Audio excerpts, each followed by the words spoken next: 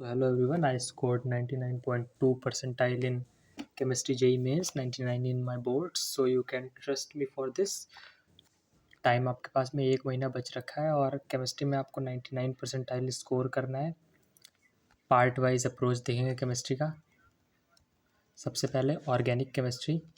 अब हमारे पास में इतना टाइम नहीं बचा है कि हम सारे चैप्टर्स को वन बाय वन करें। सिंपल सा करेंगे। सबसे पहले आप लोगों को बेसिक्स बिल्कुल क्लियर होने चाहिए, जैसे कि जो बेसिक सवाल आते हैं कि हम लोग के SN1 कैसे होगी, SN2 कैसे होगी, E1 कैसे होगी, E2 कैसे होगी। तो हम लोग को टाइप ऑफ रिएक्शन सबसे पहले क्लियर होना चाहिए। लेकिन टाइप ऑफ रिएक्शन हमें कब क्लियर होगा? जब हमें स्टेबिलिटी ऑफ इंटरमीडिएट्स क्लियर होगा कि कहाँ पे कार्बोकेटायन स्टेबल बनेगा, कहाँ पे कार्बनियन स्टेबल बनेगा। तो हमें स्टेबिलिटी ऑफ इंटरमीडिएट्स पता होनी चाहिए। हम लोग को इफेक्ट्स पता होने चाहिए कि कहाँ पे रेजोनेंस लग रहा है, कहाँ पे हाइपर कंजुगेशन लग रहा है। ये जब आपके बेसिक्स क्लियर हो जाएंगे ना, तो आपने 50% काम कर लिया है। आपके जो ऑर्गेनिक के सवाल होंगे वो 20% आपसे बनने लगेंगे। आपने काम 50% कर लिया है।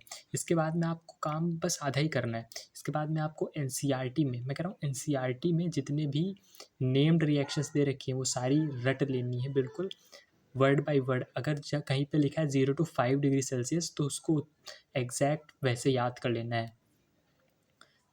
उसके बाद में हमने क्या करना है कि मैकेनिज़्म सारे नहीं याद करने हैं, आपके पास में टाइम ही नहीं है सारे याद करने का। आपको जो NCERT में मैकेनिज़्म दे रखे हैं बस वही वाले याद करने हैं। जैसे कि मुझे याद नहीं है एग्जैक्टली, बट डिहाइड्रोजनेशन के शायद मुझे लग रहा है मैकेनिज़्म वगैरह दे रखा है।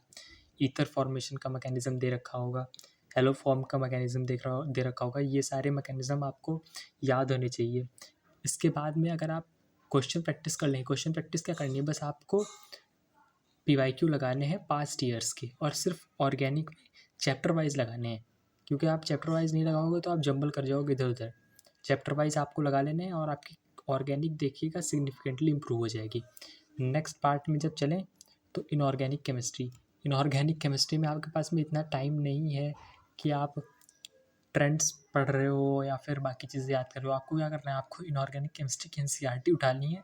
जो भी लिखा है बिल्कुल रट डालो और एक कॉपी उठाओ और उसमें ट्रेंड्स जो NCERT में लिखे हैं वो लिख लो। जैसे कि आयनाइजेशन एंथैल्पी कैसे बढ़ रही है, आयनिक रेडियस कैसे बढ़ रहा है, पेंट्स रूल क्या है, ये सारे आपको लिख लेने हैं। और कुछ सिंपल ट्रिक्स यूट्यूब पे अवेलेबल हैं, और अगर आप कमेंट करोगे तो मैं आपको चैनल पे भी डाल दूँगा। उनको ज़रूर से लिख लेना कि स्ट्रक्चरल ज्योमेट्री कैसे फॉर्म होगी, AB2L3 होगा तो लीनियर होगा कि क्या होगा, ये आपको पता होना चाहिए। इससे या तभी आप क्वेश्चंस कर पाओगे। उसके बाद में नेक्स्ट फिज़िकल में आपको ये करना है कि आपको अपनी इनऑर्गेनिक और ऑर्गेनिक को ज़्यादा टाइम डिवोट करना है।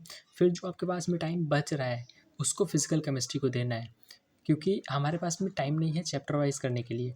अब हमारे पास में जनरल ट्रेंड्स पे वर्क करना है। जनरल ट्रेंड क्या है कि आपको मोल कॉन्सेप्ट आता होना चाहिए, स्ट्रक्चर ऑफ आइटम और रिडॉक्स आता होना चाहिए, ताकि आप जो बेसिक चीज़ें हैं वो आपको पहले से जब आती होंगी तब आप फार्मूला बेस्ड सवाल कर पाओगे। क्योंकि आप अब कॉम्प्लेक्स क्वेश्चंस नहीं कर पाओगे इनऑर्गेनिक आयनिक और केमिकल या फिर थर्मो के, लेकिन आप फार्मूला बेस्ड सवाल अभी भी कर सकते हो। तो आपको सारे फार्मूला याद होने चाहिए और जो बेसिक चीज़ है आपको mole concept, structure of atom और रिडॉक्स पूरा पूरा आना चाहिए। आपको पता होना चाहिए कि रिडॉक्स पोटेंशियल किसका ज़्यादा होगा तो क्या होगा।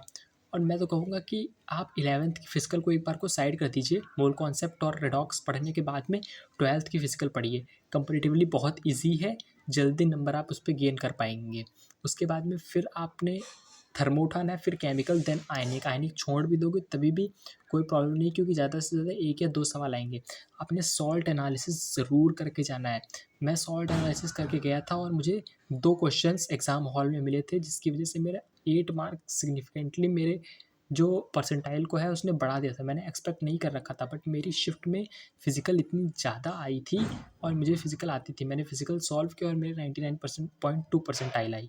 तो आप लोगों को सॉल्ट एनालिसिस बिल्कुल छोड़ के नहीं जानी है। सॉल्ट एनालिसिस, कोऑर्डिनेशन केमिस्ट्री, इन सब के सवाल ज़रूर से ज़रूर आते हैं। ये सवाल आपको ज़रूर करके जाने हैं। और ऑर्गेनिक में आपने स्टार्टिंग के कुछ चैप्टर जैसे कि halo alkane, hello arene, alcohol, ये ज़रूर करने हैं। बायोमोलिक्यूल ज़रूर करना है। Most of the JEE students biomolecule नहीं करके जाते हैं, आपको ज़रूर करना है, क्योंकि उससे 1 या 2 सवाल ज़रूर मिलेंगे।